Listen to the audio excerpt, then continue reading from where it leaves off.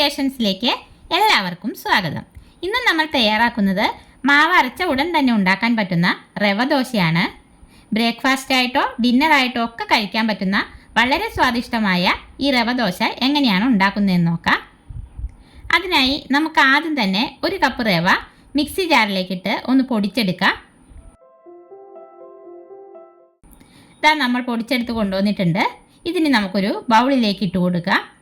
ഇതിലേക്ക് 1 ടീസ്പൂൺ ഉപ്പ് കൂടി ചേർത്ത് നല്ലപോലെ ഒന്ന് മിക്സ് ചെയ്തെടുക്കാം. ഇനി നമുക്കിതിലേക്ക് 1/4 കപ്പ് നേരിയ പുളിയുള്ള തൈര് ചേർത്ത് കൊടുക്കാം. ഇതുകൂടെ ചേർത്ത് ഒന്ന് യോജിപ്പിച്ച് ശേഷം ഇതിലേക്ക് 1 കപ്പ് വെള്ളം കുറേശ്ശെ ഒഴിച്ച് നല്ലപോലെ മിക്സാക്കി എടുക്കാം.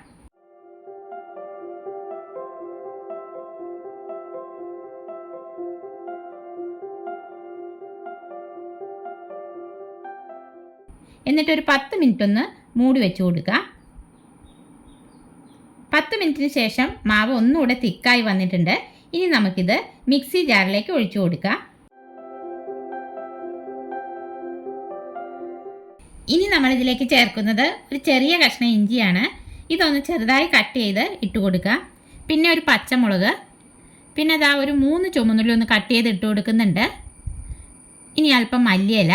ഇനി നമ്മളിതിലേക്ക് ചേർത്ത് കൊടുക്കുന്നത് ഒരു 1/2 കപ്പ് ദോശമാവാണ്. അത് ഇതിലേക്ക് ഒഴിച്ചു കൊടുക്കുക. ഇനിയിപ്പോൾ ദോശമാവില്ലെങ്കിൽ ഒരു 1/4 ടീസ്പൂൺ ബേക്കിംഗ് സോഡ ചേർത്താൽ മതിയാകും. നമ്മളിപ്പോൾ ഇവിടെ ബാക്കിയിരുന്ന ദോശമാവാണ് ചേർത്തേക്കുന്നത്. ഇനി നമുക്കിത് നല്ല ഫൈനായിട്ട് അരച്ചെടുത്തിട്ട് വരാം. ഇതാ നമ്മളിത് നല്ലപോലെ അരച്ചെടുത്ത് കൊണ്ടുവന്നിട്ടുണ്ട്. ഇനി ഇത് വേറൊരു ബൗളിലേക്ക് ഒഴിച്ചു കൊടുക്കുക. നമ്മൾ ഇതിലേക്ക് ചേർത്ത 1 ടീസ്പൂൺ ഉപ്പ് ഇതിന് കറക്റ്റാണ്.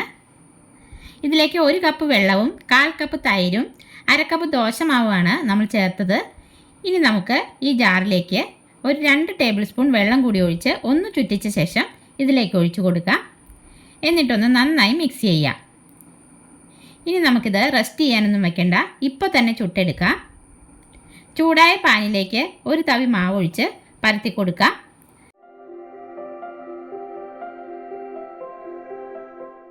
മാവ് ഒന്ന് ഡ്രൈ ആയി വരുമ്പോൾ അല്പം നെയ്യ് ബ്രഷ് ചെയ്ത് കൊടുക്കുക. നെയ്യ് വേണ്ടാത്തവർക്ക് ബ്രഷ് ചെയ്യാതെ എടുക്കാം കേട്ടോ. നെയ്യ് തൂത്താൽ നല്ലൊരു ടേസ്റ്റ് ഉണ്ടാകും. ബാക്കി ദോശ കൂടി നമുക്കിതുപോലെ ചുട്ടെടുക്കാം. ഈ ദോശ മറിച്ചിടേണ്ട ആവശ്യമില്ല, നല്ല തിന്നായിട്ട് തന്നെ നമുക്കിത് പരത്തിയെടുക്കാനായിട്ട് പറ്റും. ചൂടോടുകൂടി ഇത് കഴിച്ചാൽ നല്ല ക്രിസ്പി ആയിട്ടിരിക്കും. ചൂടാറിയാലും കഴിക്കാൻ നല്ല ടേസ്റ്റ് തന്നെയാണ് കേട്ടോ. അങ്ങനെ നമ്മുടെ കിടിലൻ റവ ദോശ ഇവിടെ റെഡി ആയിട്ടുണ്ട്. ഇനി നമുക്ക് ഇതിൻ്റെ കൂടെ കഴിക്കാനായിട്ട് ഒരു തേങ്ങാ ചട്നി റെഡിയാക്കാം.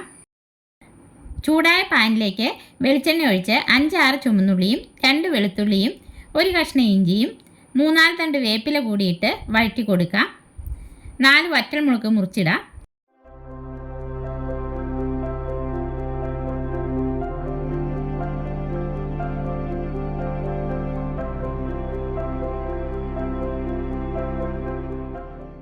ഇതൊന്ന് വാടി വരുമ്പോൾ 2 പിടി തേങ്ങ ചിരകിയത് കൂടി ചേർത്ത് 2 മിനിറ്റ് ഒന്ന് വഴറ്റിയെടുക്കാം. ശേഷം ഫ്ലെയിം ഓഫ് ചെയ്ത് തണുക്കാനായി മാറ്റിവെക്കാം.